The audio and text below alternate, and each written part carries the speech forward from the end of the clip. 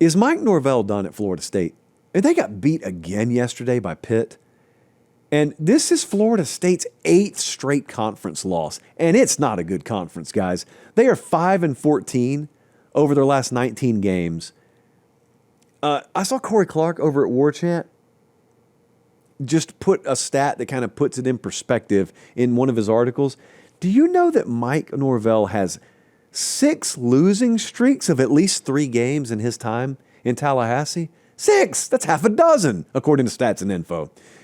So Jimmy Sexton, as he is known to do, fleeced Florida State this last coaching cycle when he let it be known that Mike Norvell could be headed to Alabama and got a new buyout structure put in place. And so now, I don't think they can afford to buy him out. It's $59 million if they want to fire him. FSU fell for it. I don't know how else to put it. They fell for it down there. It was the right place, right time, and they fell for it. So here's the 50,000-foot view as I see it of Florida State. Portal reliance does not work long-term. This is what I always come back to with Mike Norvell, who, again, is a dude I love. They welcomed us down there in the spring. I talked to him all day. I'm going to get back to that in a second, actually, because of some things that he told me during the spring that I think apply right now. Portal reliance will never pay off long-term. You cannot build through the portal. You can supplement through the portal. But I think 2023 poisoned the well down there. Because 2023, they went and got guys out of the portal, and they were difference makers, and they probably should have gone to the playoff if the playoff committee hadn't changed the criteria on the fly. They won the ACC. Great team.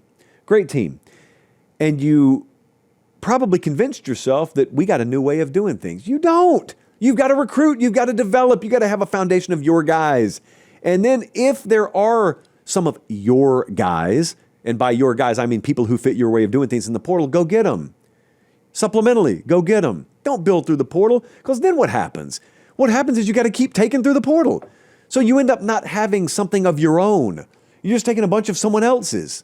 And that's where they are right now. In 2023, ended up lying to a lot of us and ended up lying to them. And they had enough hubris about themselves last year. They thought they could take unproven guys in the portal from somewhere else, like take the number 2 over here and the number 2 over there, and they'll become ones here and we'll win with them. No, you won't. Turns out there was a reason those guys weren't starting. So then this year they tried to go proven production again in the portal. It's a total crapshoot.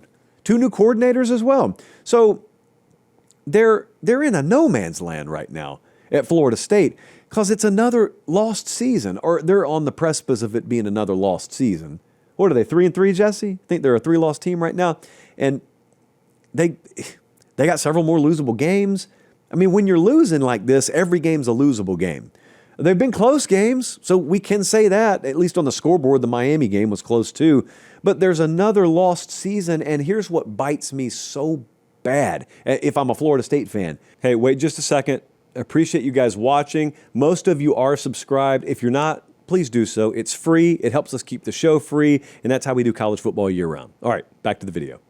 Clemson has been mortal in this little stretch here. Clemson has been vulnerable. It's one thing if Clemson's still running roughshod the way they did a decade ago. It's not. The entire conference crown has never been more up for grabs, and we can't get out of our own way. And it's a shame. So they go to Stanford next. They go to Clemson still. They go to NC State. They go to Florida. Like, what is there to look forward to? That's what I'm coming back to. And that's what I come back to with Mike Norvell. We went down there in the spring. And I sat down with him, and he was very candid, man. I give him a ton of credit, and we loved our visit there. And he was very honest about where they went wrong, last couple of years, really, where they went wrong, the course correction they were trying to make. But he was very honest in saying, this may be more than a one-year thing. You cannot be in the ditch they were in last year and have some blueprint that just gets you right back to the top of the mountain in 1 year. That doesn't happen. I don't think that exists. And I don't think they were foolish enough to believe it existed down there. Now, when the Bama game happened, it was kind of, all bets are off. Maybe they totally course corrected. And I had a little bit of that about myself after week one. Like, I didn't know what I just watched. It's week one. I got no clue after week one. No one does. The Jell-O has not gelled yet. It's still sloshing around in the college football fridge after week one. Well, now it has started to congeal, I guess is the right word. Not a big Jell-O guy. And I don't like what has settled in the fridge here. But what I took from Mike in the spring is he must have laid out like 100 different bullet points over the morning that I spent down there. That was the day we flew from Tallahassee to go storm chase in Missouri, by the way. Got a tornado that day. And back on track.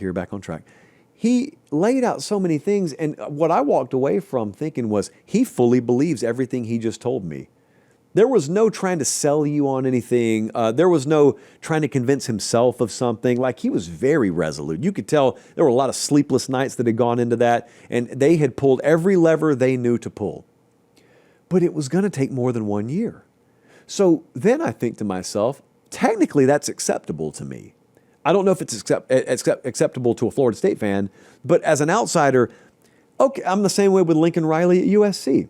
Okay, if you admit to me you got yourself in a ditch because of poor hiring or poor recruiting or whatever, as long as you present a coherent plan to get out of the ditch, from that point forward, like, I'm willing to hit reset, I'm willing to give you a couple of years.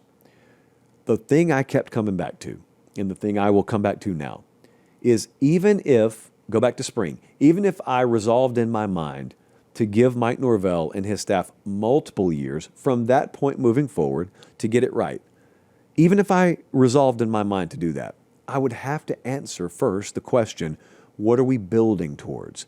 I don't know what they're building. I don't know what the identity of the team's going to be. I don't know what the identity of the program's going to be. I know what they want it to be. I'm asking what it's going to be. What is the bedrock of this program?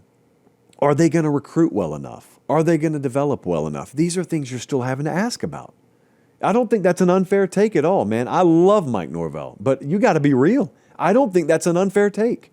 And honestly, I would love to get some truth serum in him. You can't ask these questions during the season, but January, February, I'd love to know what he thinks about that. And then the follow-up question is he going to be there in January or February? I am of the opinion that Penn State was crazy to pay the buyout for Franklin. Florida State would have to pay more than that to fire Mike Norvell. I just don't know that they're going to be there, but it's not a one-year fix, as it turns out.